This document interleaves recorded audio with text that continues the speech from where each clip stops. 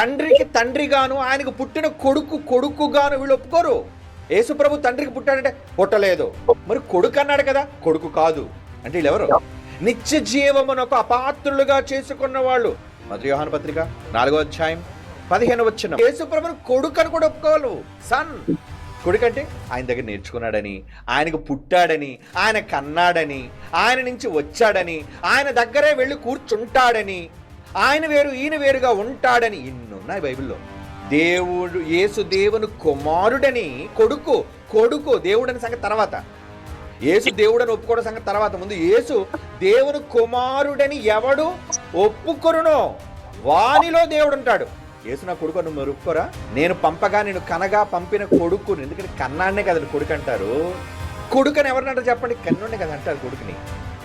కనుక ఇతడు నేను కన్నాను, ఇతడు నా కొడుకు అని ఎవడైతే ఒప్పుకుంటాడో వానిలో నేను నిలిచియుందును. ఒకళ్ళు ఒప్పుకోకపోతే వాడు దేవుని యందున్నవాడు కాడు. ఒప్పుకున్నాడే దేవుని యందున్నాడు అని అంది ఇక్కడ. తండ్రిని తండ్రిగా ఏది ప్రాముఖ్యమైనదో అదే వద్దు అని ఈయన అంటున్నారండి. అదేంటంటే యేసు దేవుడు అనే మాట పక్కన పెట్టమంటున్నారు, కానీ అదే ప్రాముఖ్యమైనది.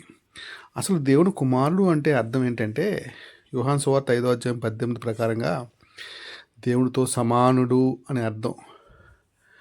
అందుకే కదండి ఆయన రాళ్ళతో కొట్టి చంపాలని యూదులు చూశారు, గమనించగలరు. అలాగే యోహాను సువార్త 10వ అధ్యాయం 33లో అక్కడ యూదులు సాక్ష్యం చెప్తున్నారండి. యేసుప్రభు వారట నేను దేవుడితో సమానుణ్ణి, నేను దేవుణ్ణి అని చెప్పుకున్నారట. నిజంగా యేసుప్రభు వారు అలా చెప్పుకున్నారా?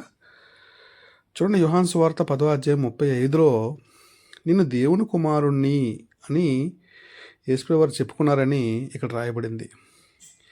అంటే దేవుడు కుమారుడు అనగా దేవుడు అని అర్థం. అసలు మనం ఏం ఒప్పుకోవాలి, ఏం ఒప్పుకుంటే మనకు రక్షణ వస్తుందో రోమీలు రాసిన పత్రిక 10వ అధ్యాయం 9వ వచనం చెప్తుంది.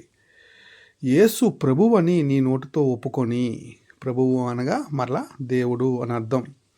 దేవుడు మృతుల్లో నుండి ఆయన్ను లేపునని నీ హృదయమందు విశ్వసించిన యెడల నీవు రక్షింపబడదువు అనే మాట రాయబడింది.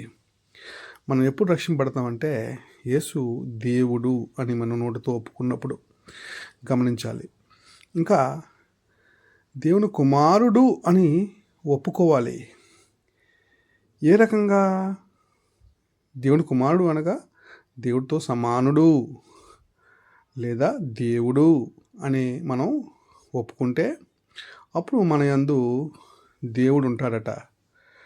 ఇది నిజమైన